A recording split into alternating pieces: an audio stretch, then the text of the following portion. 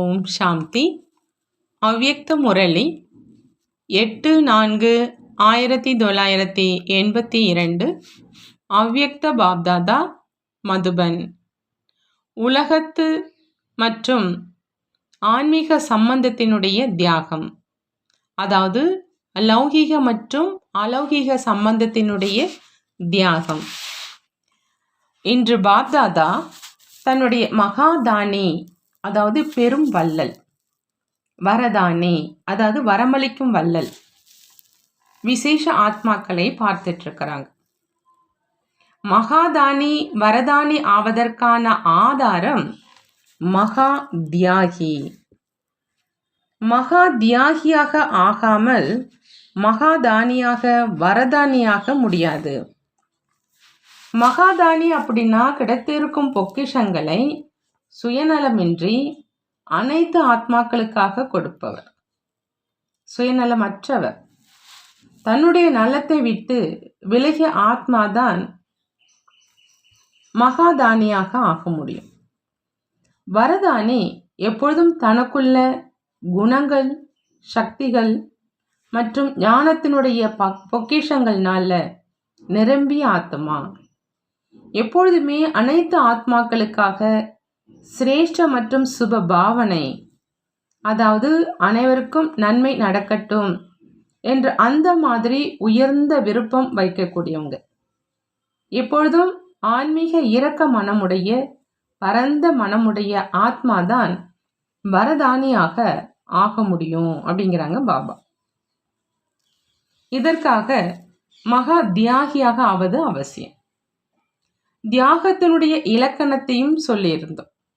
முதல் தியாகம் தன்னுடைய உடலின் நினைவினுடைய தியாகம். இரண்டாவது உடலின் சம்பந்தத்தினுடைய தியாகம். உடலின் சம்பந்தத்தில் முதல் விஷயமாக கர்மேந்திரங்களினுடைய சம்பந்தத்தை பற்றி சொல்லியிருந்தோம். ஏன் அப்படின்னா 24 மணி நேரங்களுக்கான சம்பந்தம் இந்த கர்ம இயந்திரங்களோடு தான் இருக்குது. இந்திரியங்களை வென்றவர் ஆவது, அதிகாரி ஆத்மா ஆவது என்பது இரண்டாவது படி. இதனுடைய விளக்கத்தையும் சொல்லியிருந்தோம். இப்போ மூன்றாவது விஷயம் உடலின் கூடவே மனிதர்களுடைய சம்பந்தப்பட்டது. இதில் உலகத்து மற்றும் ஆன்மீக சம்பந்தம் வந்துடுது. இந்த இரண்டு சம்பந்தங்களில் மகா தியாகி அப்படின்னா பாபா சொல்கிறாங்க பற்றுதலை வென்றவர் அப்படின்னு. பற்றுதலை வென்றவரினுடைய அடையாளம் இரண்டு சம்பந்தங்களிலும் யார் மீதும் வெறுப்பு இருக்காது, யார் மீதும் பற்றுதலோ அல்லது ஈர்ப்போ இருக்காது. ஒருவேளை யார் மீதாவது வெறுப்பு இருக்குது அப்படின்னா அந்த ஆத்மானுடைய அவகுணம் அல்லது உங்களுடைய மனம் விரும்பாத காரியத்தை செய்து அடிக்கடி உங்களுடைய புத்தியை சஞ்சலப்படுத்துவாங்க. விரும்பாவிட்டாலும் எண்ணத்தில், வார்த்தையில், கனவுல கூட அவரை பற்றிய தவறான சிந்தனை இயல்பாகவே இருக்கும். நீங்கள் தந்தையை நினைவு செய்வீங்க, மேலும் அந்த ஆத்மா எதிரில் வந்துடும். எப்படி இதயத்தை ஈர்க்கும் பட்டுதல் வைக்கப்பட்ட ஆத்மா விரும்பாவிட்டாலும் கூட தன் பக்கம் கவர்ந்து இழுத்தே விடும். அவர் குணம் மற்றும் அன்பின் ரூபத்தில் புத்தியை கவர்ந்து இழுப்பார். மேலும் வெறுப்பான ஆத்மா சுயநலம் நிறைவேறாத காரணத்தினால அந்த சுயநலம் புத்தியை சஞ்சலப்படுத்தும். எதுவரை சுயநலம் நிறைவேறலையோ அதுவரை அந்த ஆத்மாவோடு பகைமையினுடைய உணர்வு மற்றும் கர்ம கணக்கு முடியறதில்லை. வெறுப்படைவதற்கான விதையாவது சுயநலத்தின் ராயல் சொர்பமான வேண்டும் என்பது. இவருக்கு இதை செய்யணும், இதை செய்யக்கூடாது, இதை நடக்கணும், அப்படி வேண்டும் என்பதனுடைய விருப்பமானது அந்த ஆத்மாவோடு சுயநலத்தினுடைய சம்பந்தத்தை இணைச்சிடும். வெறுப்படைந்த ஆத்மாவை பற்றி எப்பொழுதும் வீணான சிந்தனை இருக்கிற காரணத்தினால பரதர்ஷன சக்கரதாரியாக ஆயிடுவாங்க. ஆனால் இந்த வீணான சம்பந்தமும் பற்றுதலை வென்றோராக ஆகவிடாது. அன்பின் காரணமாக பற்றுதல் இருக்காது. ஆனால் கட்டாயத்தினால பிறகு என்ன சொல்வாங்க, நானும் நொந்து போயிட்டேன், அப்படி யார் நோக்கடிக்கிறாரோ அவர் மேல் புத்தியோகம் செல்லும் தான் இல்லையா? நேரமும் செல்லும், புத்தியும் செல்லும், மேலும் சக்திகளும் செல்லும். அப்படி ஒன்று இந்த சம்பந்தம், இரண்டாவது அழியும் அன்பு மற்றும் பிராப்தியினுடைய ஆதாரத்தில் அல்லது அற்ப காலத்துக்காக ஆதாரமாக ஆகிறதனுடைய காரணமாக ஏற்படும் பற்றுதல் மற்றும் ஈர்ப்பு. அதுவும் லௌகிக மற்றும் அலௌகிக இரண்டு சம்பந்தங்களிலும் புத்தியை தன் பக்கமாக இருக்கும். எப்படி லௌகிகத்தில் தேகத்தினுடைய உறவினர்கள் மூலமாக அன்பு கிடைக்குது, ஆதரவு கிடைக்குது, பிராப்தி ஆகுது அப்படின்னா அவங்க மேலே விசேஷமான பற்றுதல் போகுது இல்லையா? அந்த பற்றுதலை அகற்றுவதற்காக முயற்சி செய்கிறீங்க. எந்த பக்கமும் புத்தி செல்லக்கூடாது அப்படிங்கிற லட்சியத்தை வைக்கிறீங்க. லௌகீகத்தை விட்ட பிறகு அலௌகீக சம்பந்தத்திலும் இதே அனைத்து விஷயங்களும் புத்தியை கவர்ந்து இழுக்குது. அதாவது தன் பக்கம் புத்தியை சுலபமாக ஈர்த்திடுது. இதுவும் தேகாதாரிகளுடைய சம்பந்தம்தான். ஏதாவது ஒரு பிரச்சனை வாழ்க்கையில் வருது, உள்ளத்தில் ஏதாவது குழப்பத்துக்கான விஷயம் இருக்குதுன்னா விரும்பாவிட்டாலும் கூட அற்ப காலத்துக்கு ஆதரவு கொடுக்கும் மற்றும் அற்ப காலத்துக்கு பிராப்தி செய்விக்கும். பற்றுதல் உள்ள அந்த ஆத்மாதான் நினைவில் வருவார். தந்தை நினைவில் வரமாட்டார். பிறகு அந்த மாதிரி பற்றுதல் உள்ள ஆத்மாக்கள் தன்னை பாதுகாத்து கொள்வதற்காக, மேலும் தன்னை அவ்வாறு தனி நபர்களை நினைப்பதை சரி அப்படின்னு நிரூபிப்பதற்காக என்ன நினைக்கிறாங்க மற்றும் என்ன பேசுகிறாங்க? தந்தையோ உடலற்றவர் மற்றும் ஒளி வடிவமான உடல் உள்ளவர் இல்லையா? இந்த உலகத்தில் ஏதாவது ஒன்று அவசியம் வேண்டும் அப்படின்னா ஒருவேளை தந்தையிடமிருந்து அனைத்து பிராப்திகளினுடைய சம்பந்தம், அனைத்து சம்பந்தங்களினுடைய அனுபவம் மற்றும் எப்பொழுதும் ஆதரவு அளிக்கும் அவர் மேல் உறுதியான நம்பிக்கை இருக்குது, நிச்சயம் இருக்குது. அப்படின்னா பாப்தாதா நிராகாரமாக ஆகாரமாக இருக்கிற போது நம் மீது அன்பினுடைய பந்தனத்தில் கட்டப்பட்டு இருக்கிறார் அப்படிங்கிறத மறந்துடுறாங்க. பௌதிக ரூபத்தில் அந்த அனுபவத்தை நிச்சயம் கொடுக்கிறார். அனுபவம் ஆகாததற்கான காரணம் ஞானம் மூலமாக அனைத்து சம்பந்தத்தையும் ஒரு தந்தையோடு வைக்கணும் என்பதையும் புரிஞ்சிருக்கிறாங்க தான். ஆனால் வாழ்க்கை நடைமுறையில் அனைத்து சம்பந்தங்களையும் கொண்டு வரலை. ஆகையினால சாட்சாத் அனைத்து சம்பந்தங்களினுடைய அனுபவம் செய்ய முடியல. எப்போ பக்தி மார்க்கத்தில் பக்த மாலையின் உயர்ந்த மணியாக விளங்கிய மீராவுக்கு கூட சாட்சாத்காரம் கிடைக்கல. ஆனால் சாட்சாத் அனுபவம் ஏற்பட்டது அப்படின்னா ஞானக்கடலின் நேரடி ஞானஸ்வரூப குழந்தைகளுக்கு சாகார ரூபத்தினுடைய அனைத்து பிராப்திகளுக்கும் ஆதாரமானவர், எப்பொழுதும் ஆதரவளிக்கும் தந்தையினுடைய அனுபவம் கிடைக்க முடியாதா? பிறகு சர்வ சக்திவானை விட்டுட்டு அவரவர்களுக்கு ஏற்றபடி சக்தி உள்ள ஆத்மாக்களை ஆதரவாக ஏன் ஆக்குறீங்க? இதுவும் ஒரு நுண்ணியமான கர்மங்களினுடைய கணக்கு அப்படிங்கிறத புத்தியில் வைக்குங்க அப்படிங்கிறாங்க பாபா. கர்மங்களினுடைய கணக்கு எவ்வளோ நுட்பமானது என்ற இதையும் தெரிஞ்சுக்கிங்க. எந்த ஆத்மா மூலமாக அற்ப காலத்துக்கான ஆதாரம் எடுக்கிறீங்க அல்லது பிராப்திக்கான ஆதாரமாக ஆக்குறீங்க, அந்த ஆத்மாவின் பக்கம் புத்தியினுடைய ஈர்ப்பு இருக்கும் காரணத்தினால கர்மாதீத்த ஆவதற்கு பதிலாக கர்மங்களினுடைய பந்தனை கட்டி போட்டுடுது. ஒருவர் கொடுத்தார், இன்னொருவர் பெற்றார் என்றால் ஆத்மாவுக்கு ஆத்மாவுடன் கொடுக்கல் வாங்கல் ஆச்சு. அப்படின்னா கொடுக்கல் வாங்கலினுடைய கணக்கு உருவானதா அல்லது முடிவடைந்ததா? அந்த நேரம் நான் முன்னேறி கொண்டிருக்கிறேன் என்று அனுபவம் செய்வாங்க. ஆனால் அந்த முன்னேறுதல் முன்னேற்றம் இல்லை. ஆனால் கர்ம பந்தனத்தினுடைய கணக்கை சேமித்தாங்க. முடிவாக என்ன ஆகும்? கர்ம பந்தனம் உள்ள ஆத்மா தந்தையினுடனான சம்பந்தத்தினை அனுபவம் செய்ய முடியாது. கர்ம பந்தனத்தினுடைய சுமை உள்ள ஆத்மா நினைவு யாத்திரையில் சம்பூர்ண நிலையினுடைய அனுபவம் செய்ய முடியாது. அவர் நினைவு பாடத்தில் எப்பொழுதும் பலகீனமாக இருப்பாங்க. ஞானம் சொல்வதிலும் கேட்பதிலும் திறமசாலியாக இருக்கலாம், புத்திசாலியாக இருக்கலாம், ஆனால் சக்திசாலியாக இருக்க மாட்டாங்க. சேவை செய்பவராக இருப்பாங்க, ஆனால் தடைகளை அழிப்பவராக இருக்க மாட்டாங்க. சேவையினுடைய வளர்ச்சியை செய்திடுவார், ஆனால் விதிபூர்வமான வளர்ச்சி இருக்காது. ஆகையினால் அந்த மாதிரியான ஆத்மாக்கள் பேச்சாளராக ஆக முடியும். ஆனால் கர்ம பந்தனத்தினுடைய சுமையின் காரணமாக வேகமாக முன்னேறி செல்ல முடியாது.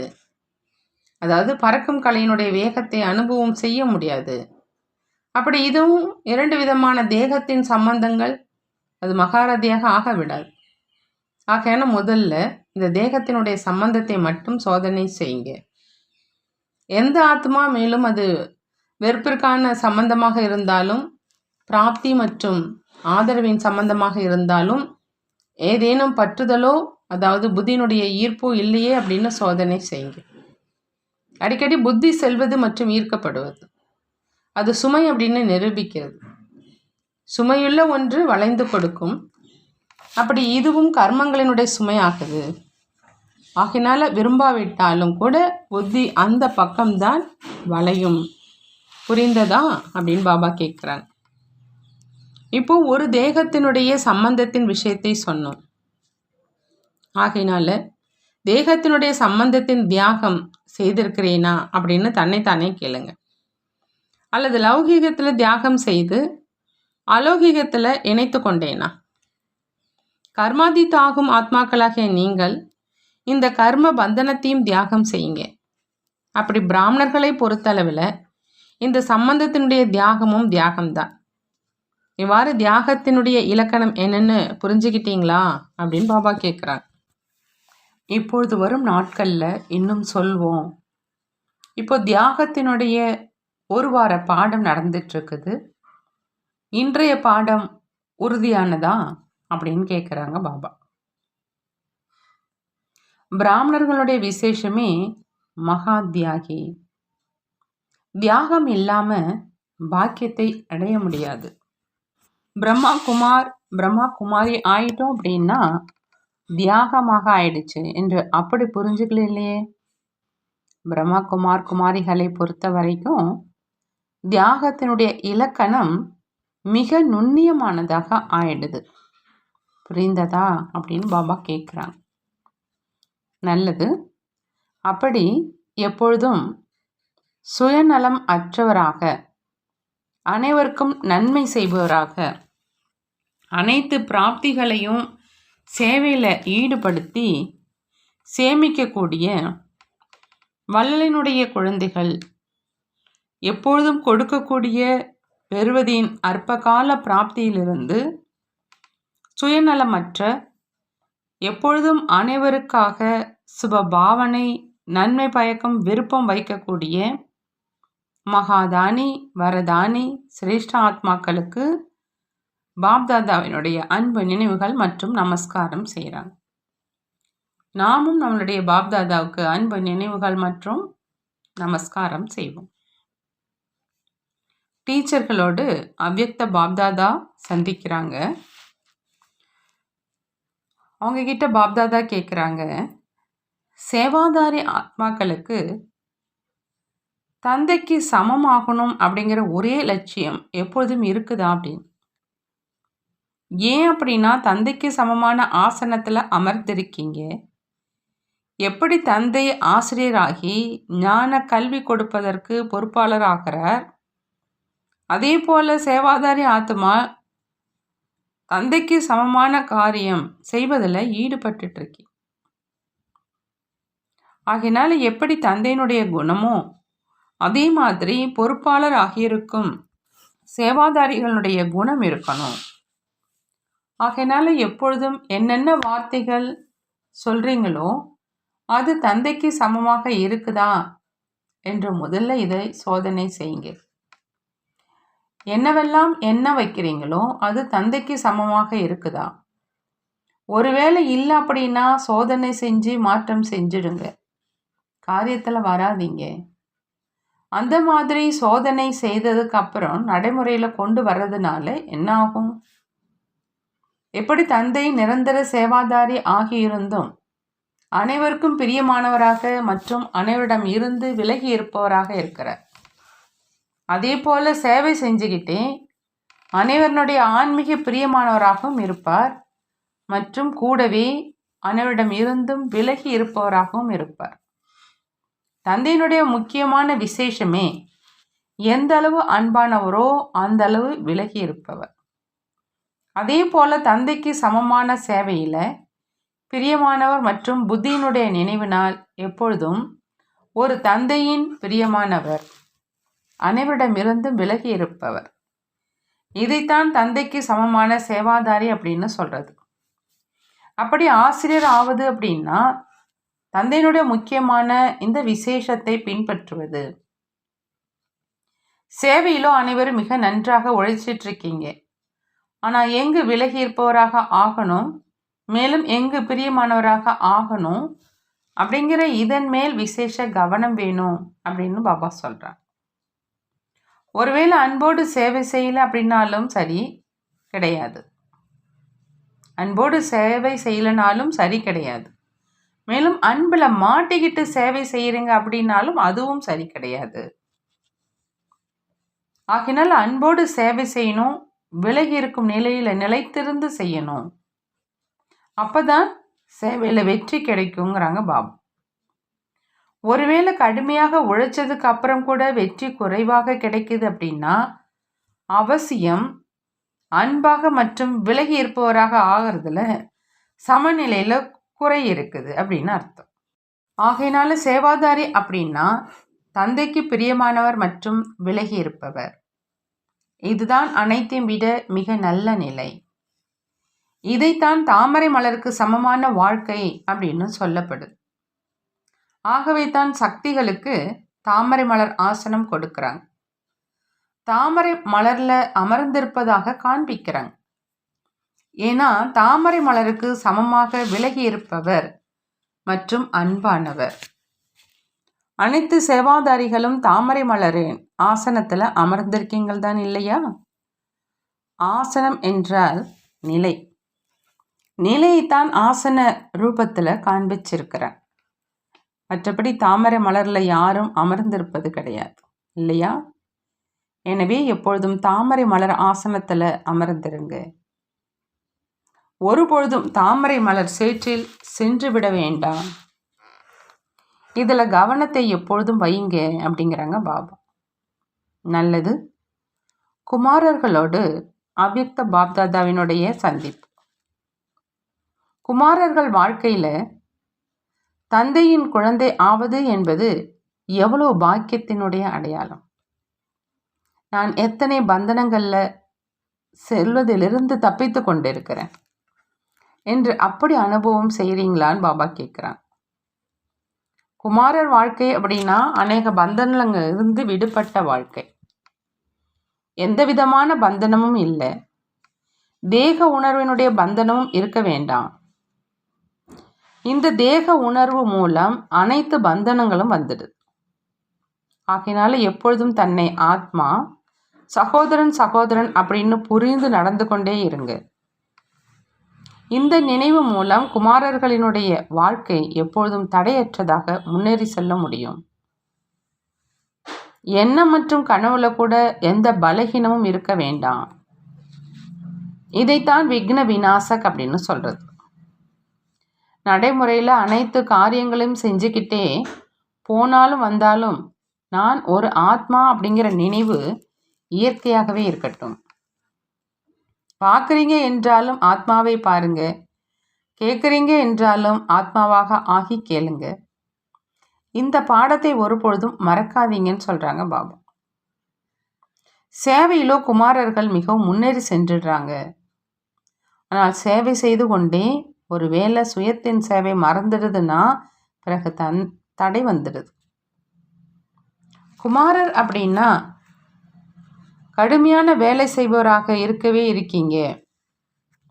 ஆனால் தடையற்றவராகவும் ஆகணும்.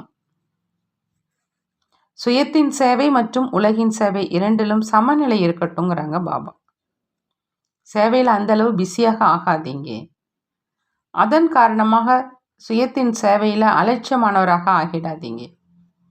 ஏன்னா குமாரர் எந்த அளவு தன்னை முன்னேற்ற விரும்புகிறாரோ அந்தளவு முன்னேற்றி கொள்ள முடியும். குமாரர்கள்ட்ட உடலினுடைய சக்தியும் இருக்குது, மேலும் கூடவே திட எண்ணத்தினுடைய சக்தியும் இருக்குது. ஆகினால அவங்க என்ன விரும்புகிறாங்களோ அதை செய்ய முடியும். இந்த இரண்டு சக்திகள் மூலமாக முன்னேறி செல்ல முடியும். ஆனால் சமநிலையின் கலை முன்னேறும் கலையில் எடுத்து செல்லும். சுய சேவை மற்றும் உலக சேவை இரண்டுக்கும் சமநிலை இருந்தது அப்படின்னா தடையற்று வளர்ச்சி இருந்துகிட்டே இருக்குங்கிறாங்க. அடுத்ததாக பாப்தாதா கேட்குறாங்க, குமாரர்கள் எப்பொழுதும் தன்னை தந்தையுடன் இருப்பதாக நினைக்கிறீங்களா அப்படின்னு. தந்தை மற்றும் நான் எப்பொழுதும் கூடவே இருக்கிறோம் என்று அப்படி தந்தையினுடைய நிரந்தர துணைவனாக ஆகியிருக்கீங்க. பொதுவாகவே வாழ்க்கையில் எப்பொழுதும் யாரையாவது துணைவனாக ஆக்குவாங்க. அப்படி உங்களுடைய வாழ்க்கையினுடைய துணைவன் யார் அப்படின்னு பாப்தாதா கேட்குறாங்க. அதுக்கு அங்கே இருக்கிறவங்க எல்லாம் தந்தைன்னு சொல்கிறாங்க. அந்த மாதிரி உண்மையான துணைவன் ஒரு பொழுதுமே கிடைக்க முடியாது. எவ்வளவுதான் அன்புக்குரிய மற்றும் அன்பான துணைவனாக இருந்தாலும், ஆனால் தேகதாரி துணைவன் நிரந்தரமாக துணையாக இருக்க முடியாது. மேலும் இந்த ஆன்மீக உண்மையான துணைவன் எப்பொழுதும் துணைவனாக இருப்பார். ஆகையினால குமாரர்கள் தனியாக இருக்கீங்களா அல்லது இணைந்து இருக்கீங்களான்னு பாப்தாதா கேட்குறாங்க. அங்கே இருக்கிறவங்க எல்லாருமே இணைந்து இருக்கிறோம் அப்படின்னு பதில் சொல்கிறாங்க. பிறகு யாரையாவது துணையாக ஆக்கிக்கணும் அப்படிங்கிற எண்ணம் வர்றது இல்லையா? வருவதில்லை தானே அப்படின்னு கேட்குறாங்க. எப்பொழுதாவது ஏதாவது கடினம் வருது, நோய் வருது, உணவு தயாரிப்பதில் கடினம் ஏற்படுது அப்படின்னா துணையை உருவாக்கணும் அப்படிங்கிற எண்ணம் வருதா அப்படின்னு கேட்குறாங்க. எப்பொழுதாவது அந்த மாதிரி எண்ணம் வருது அப்படின்னா இதை வீணான எண்ணம் அப்படின்னு புரிஞ்சு நிரந்தரமாக ஒரு நொடியில் அதை முடிச்சிடணும். ஏன் அப்படின்னா யாரை இன்று துணைவி அப்படின்னு புரிஞ்சு துணைவியாக ஆக்கினீங்க அப்படின்னா நாளை அவர் மேல் என்ன நம்பிக்கை இருக்குது? ஆகையினால் அழியும் துணையை உருவாக்குறதுனால என்ன லாபம் இருக்குது? ஆகையினால எப்பொழுதும் இணைந்திருக்கிறேன் அப்படின்னு புரிஞ்சுக்கிறதுனால மற்ற எண்ணங்கள் முடிவடைஞ்சிடும். ஏன்னா சர்வ சக்திவான் துணைவனாக இருக்கிறார். எப்படி சூரியனுடைய எதிரில் இருள் நிலைத்திருக்க முடியாது, அதே மாதிரி சர்வ சக்திவானுடைய எதிரில் மாயா நிலைத்திருக்கவே முடியாது.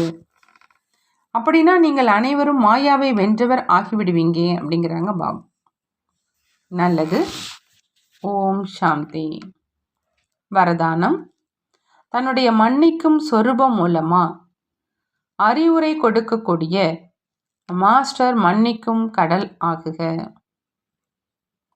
மாஸ்டர் மன்னிக்கும் கடலாக ஆகணும் அப்படின்னா அதற்கு பாப்தாதா சொல்கிறாங்க, தன்னுடைய மன்னிக்கும் சொரூபம் மூலமாக அறிவுரை கொடுக்கணும் அப்படின்னு.